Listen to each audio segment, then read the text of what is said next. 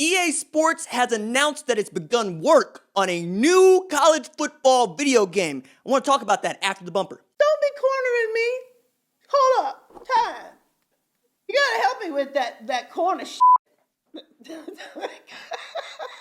What's up, kinfolk? It's RJ Young. I am not on a step mill. Consider hitting the like and subscribe button because I upload a video every single day. It's always college football related, sports related. We have a good time today. I want to talk about EA Sports' announcement that it has begun work on a college football video game. And I want to give you some backstory and give you some timelines and basically start with, hey, I think now I got to buy a PlayStation 5 after I just bought a PS3 and found an NCAA 14 copy and have been going about doing the work of really just uploading the revamped content. But how do we get here? Because NCAA football was one of the most popular sports games of my lifetime and really the one that sucked me into caring so much about height, weight, recruiting, speed, awareness, all those things that we love about the video game. But later, as more folks started to pay attention to how EA was putting out the game, you could make an argument that they were using players' name, image, and likeness without compensating them. So I'm going to consult some notes that I've been making. Shout out to graphic designer at Fox Sports, Danny DeVito, who's helped me check a lot of this stuff, but check it. Okay. Ed O'Bannon, lead plaintiff in a lawsuit against NCAA and EA Sports over the use of players' name, likeness, and image, took him to court. Now, EA Sports never used players' names in its games, but it's like the only thing that they didn't use. And then, I just lost my place in this thing because I made these notes so copiously that I wanted to get through all of them because I thought it all mattered. All right, so I found it back again. All right, so their former Alabama wide receiver Tyron Prothro testified during the trial that he pointed out how his avatar had exactly the same height and weight he was in college. The game even featured the very same wristbands he was known to wear during those games. Now, O'Bannon said the NCAA cast him as a villain instead of acknowledging the video game was discontinued because it didn't pay athletes. EA Sports, rather than wait for a verdict, reached a $60 million settlement with the players and never produced another version of the college football video game.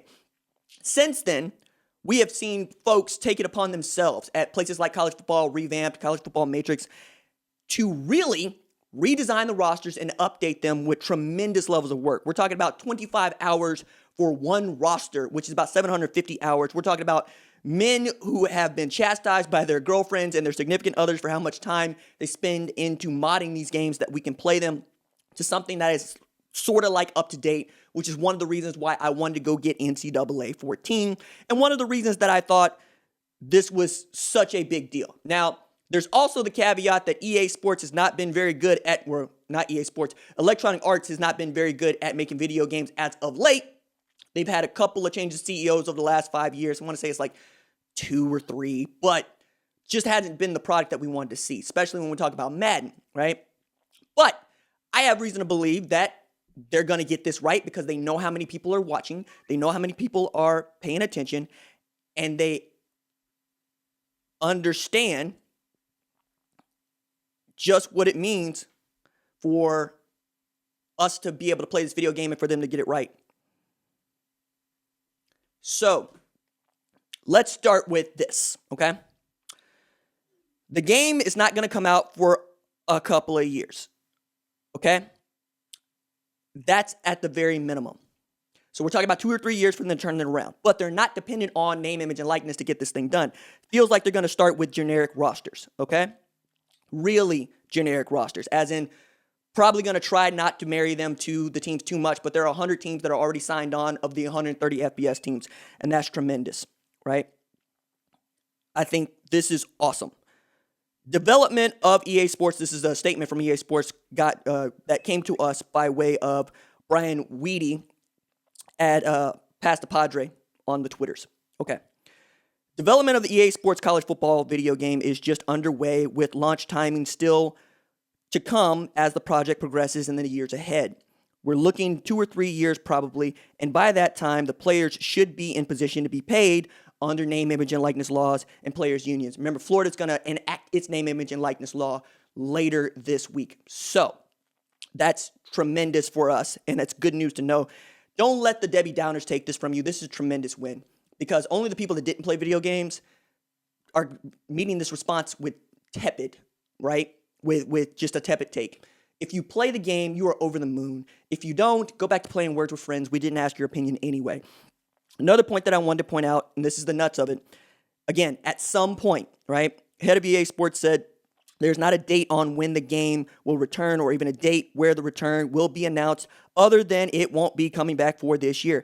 To make the game happen, EA Sports partnered with collegiate licensing company CLC to make sure they had the FBS traditions, uniforms, playbooks, among other things, ready to go for the game. Over 100 teams will be in the game. This is at ESPN.com where you can read the story. For now, EA Sports is planning to move forward without rosters that include those name, image, and likeness. Remember, things I just said.